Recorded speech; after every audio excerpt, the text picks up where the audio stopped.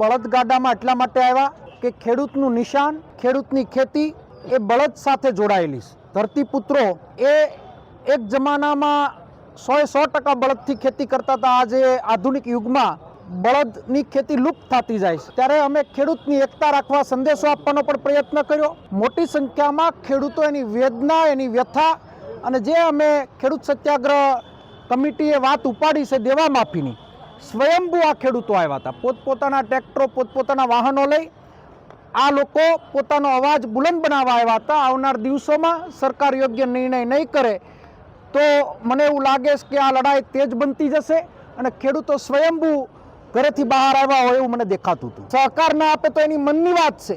ખેડૂતના દીકરા તરીકે મેં ખેડૂતને જન્મ લીધો ત્યારે એનો અવાજ ઉપાડતો, એમાં રોડા નાખવાનું કામ કરશે તો આંદોલન ઉગ્ર બનતા વાર નહીં લાગે. ધારાસભ્યને છમકી ગણો તો છમકી, વિનંતી ગણો તો વિનંતી, પ્રેમ ગણો તો પ્રેમ, અને એને એવું લાગતું હોય કે ગર્ભિત ધમકી ગણો તો ધમકી.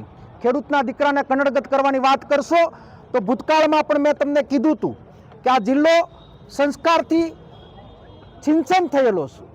આપ જેના પૌત્ર છો ભગવાન બાપા ખેડૂત આગેવાન હતા, ખેડૂતની આગેવાની લેતા હતા. શા માટે તમને પેટમાં દુખે છે?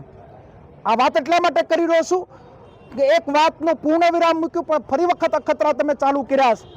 ફરીવાર આ હરકત ન થાય એની ચીમકી પણ આપી છે અને ખેડૂત આંદોલનને જો હજુ ટેકો આપશે તો મેં કીધું એમ એનું સ્વાગત પણ કરવા જાય અને સન્માન પણ કરવા જાય. પણ ખેડૂત આંદોલનને અને ખેડૂતોને કોઈને દબાવવા કે કનડવાનો પ્રયત્ન કરશે તો હું સરદારનો વારસદાર છું, હું લડવામાં કે પાછો નહીં હાલું. કે મારા ધારાસભ્ય પત્ર લખશે તો હું એને ગળે લગાડીશ, દેવા માફીની વાત કરશે તો હું એને વંદન કરીશ, પણ આની અંદર કનડગત કરશે તો આમાં કોઈ કોમ્પ્રોમાઇઝ કરવામાં નહીં આવે. ખેડૂતોને કે દબાવવાનો પ્રયત્ન કરશે તો આ ખેડૂત આંદોલન ક્યાં જઈને ઊભું રહે એ ધારાસભ્યને પણ ખબર નહીં. આ જોગીદાસ બાપુ ખુમાણની ધરતી છે, આ ખુમારીની ધરતી છે.